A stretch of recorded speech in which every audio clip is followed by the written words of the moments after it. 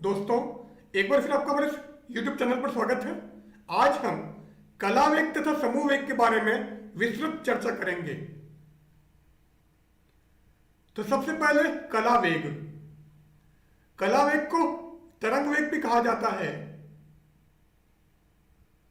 कला वेग या तरंग वेग, यदि एक वर्णीय तरंग मतलब एकल आवृत्ति की तरंग या ऐसी तरंग जिसकी केवल एक ही तरंग दैर्ध्य हो, तो यदि एक वर्णीय तरंग किसी माध्यम में से गुजरती है तो वह वेग जिससे तरंग संचरित होती है तरंग वेग कहलाता है। एक्स दिशा में संचरित होने वाली समतल प्रगामी तरंग का समीकरण y equal to a sine omega t minus k x है। यहां ओमेगा कोणीय आवृत्ति, के संचरण नियतांक या तरंग सदिश है तथा ए तरंग का आयाम है। तो यहां ए आयाम, ओमेगा कोणीय आवृत्ति तथा के तरंग सदिश या संचरण नियतांक है जिसका मान 2 पाई बाई लेमडा होता है, और ये जो लेमडा है ये तरंग दैर्ध्य है।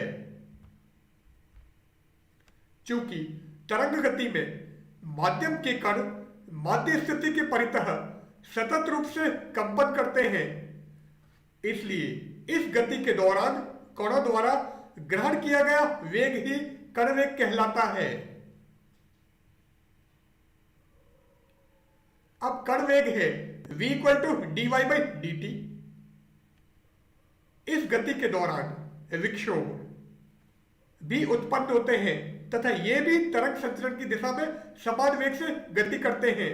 तो ये हमारी तरंग है जो माध्यम में संचरित हो रही है, तो ये सुरंग और ये गर्त है।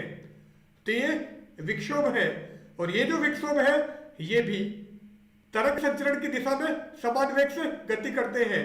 तो तरंग इस दिशा में गति कर रही है, तो ये जो हमारे विक्षोभ है ये भी इसी वेग से इसी दिशा में गति करेंगे।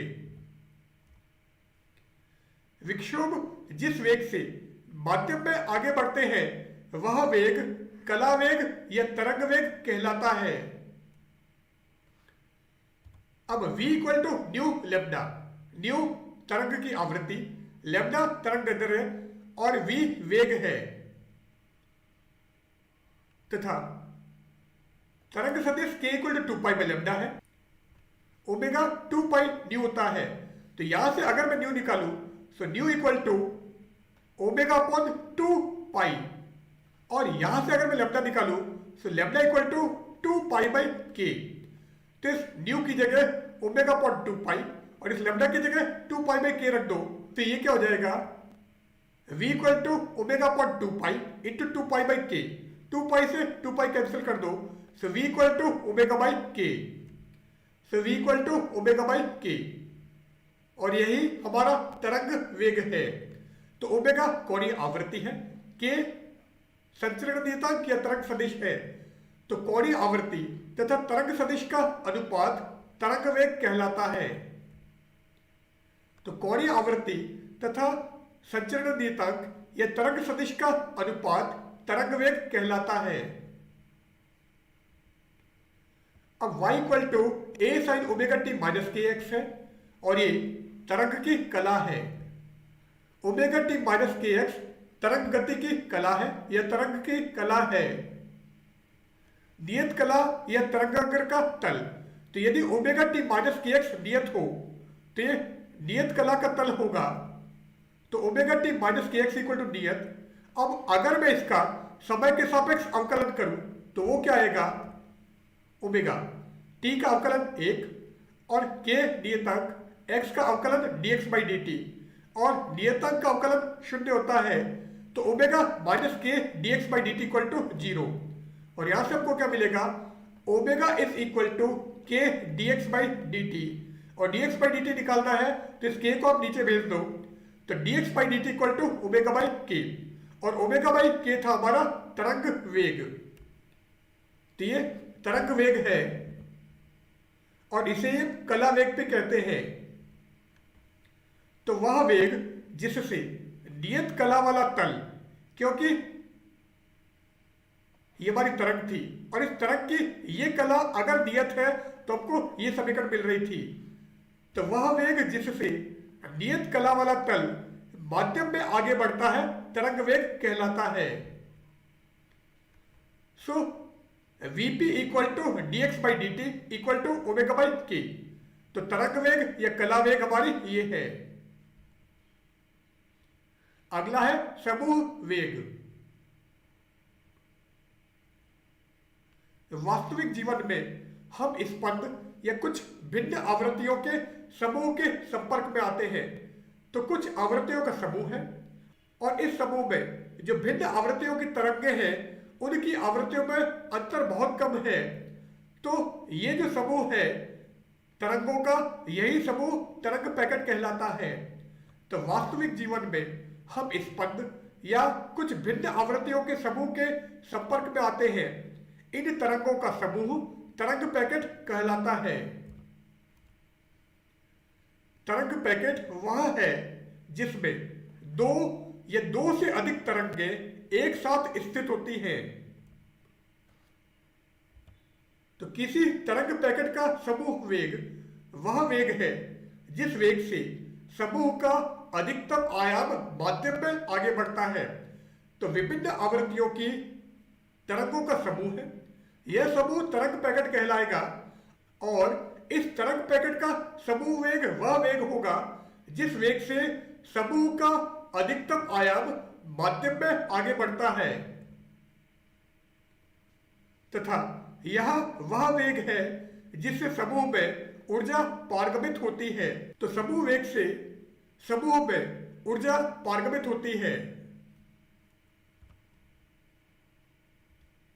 तरंग सदिश के सापेक्ष कोणीय वेग में परिवर्तन की दर समूह वेग कहलाती है। तो तरंग सदिश के सापेक्ष कोणीय वेग में परिवर्तन की दर अर्थात डी ओमेगा बाई डी के समूह वेग कहलाता है। So Vg equal to d omega by d k, और Vg क्या है? समूह वेग। माना एक तरंग पैकेट दो आवर्ती तरंगों से निर्मित है। अब हमको समूह वेग का मान ज्ञात करना है। तो हमने ये माना है कि हमारा जो तरंग पैकेट है वो दो आवर्ती तरंगों से निर्मित है, और वो तरंगें कौन सी हैं? y1 equal to a sine omega t minus k x, और दूसरी तरंग है y2 equal to a sine omega plus delta omega t minus k plus delta k into x. माना इन दोनों तरंगों के अध्यारोपण पर ये तरंगे तरंग पैकेट का निर्माण करती है।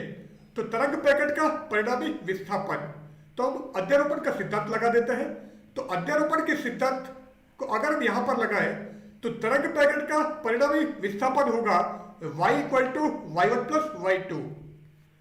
सो y equal to y1 plus y2। अब इस y1 की जगह आप ये और y2 की जगह आप ये रख दो। सो जैसे यहां पर रखोगे ये हो जाएगा दोनों में a common. So a sine omega t plus k x plus sine omega plus delta omega t minus k plus delta k into x. और यहां पर हम sine C plus sine D का फॉर्मूला लगा सकते हैं, और वो होता है 2 sine C plus D by two cos C minus D by two, और सी हमारा ये है और डी ये है। तो जैसे ही आप sine C plus sine D का फॉर्मूला लगाकर सॉल्व करोगे हमको क्या मिलेगा? y equal to 2a sine C हमारा ये था, डी ये था, तो c plus D by two, C हो जाएगा 2 omega plus delta omega into t minus 2k plus delta k into x upon 2।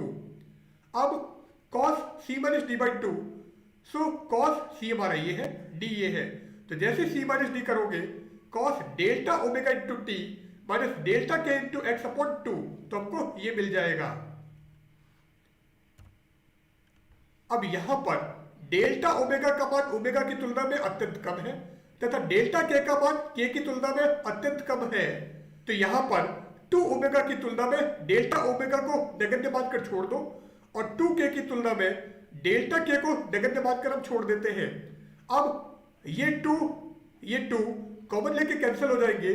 So y equal to 2a sine omega t minus k x cos delta omega t minus delta k x upon 2। So हमको मिलेगा y equal to 2a cos delta omega by 2 into t minus delta k by 2 into x. तो हमने ये पहले लिख दिया है और यहां से क्या बचा हुआ है sign omega t minus k x, तो हमको ये मिलेगा। अब y का मान हमको ये मिला है। इस समीकरण का आयाम निम्न से मॉड्यूलित होता है और किससे मॉड्यूलित होगा? तरंग समीकरण हमारे पास में ये थी। सो y1 इक्वल टू या y equal to a sine omega t minus k x और ये आया है y equal to 2a cos delta omega by 2 into t minus delta k by 2 into x sine omega t minus k x. तो ये तो आपका same है, यहां पर a की जगह हमको ये मिल गया है। तो ये जो समीकरण है इस आयाम से मॉड्यूलित होती है। तो यह समीकरण 2a cos delta omega by 2 into t minus delta k by 2 into x आयाम से मॉड्यूलित होती है। अब यहां पर हमने एक चित्र दर्शाया है, एक तरंग ये है, एक तरंग ये है। इन दोनों तरंगों के अध्यारोपण से हमें ये तरंग प्राप्त हो रही है। यहां a तथा b मीन्स a ये है, b ये है। तो यहां a तथा b दो तरंगों को दर्शाते हैं जिनकी आवृत्तियों में बहुत कम अंतर होता है तथा c मतलब ये इन दोनों तरंगों के अध्यारोपण से प्राप्त परिणामी तरंग है। अब समूह वेग है vg equal to delta omega by delta k. यदि डेल्टा ओमेगा तथा डेल्टा के अत्यंत अल्प हो तो vg क्या हो जाएगा? Limit delta k tends to 0 delta omega by delta k. और इस परिस्थिति में इसको हम लिखेंगे D omega by d k. So vg equal to d omega by d k. तो ये हमारा समूह वेग है। तो यहां पर हम आज का यह अध्याय समाप्त करते हैं। Good bye.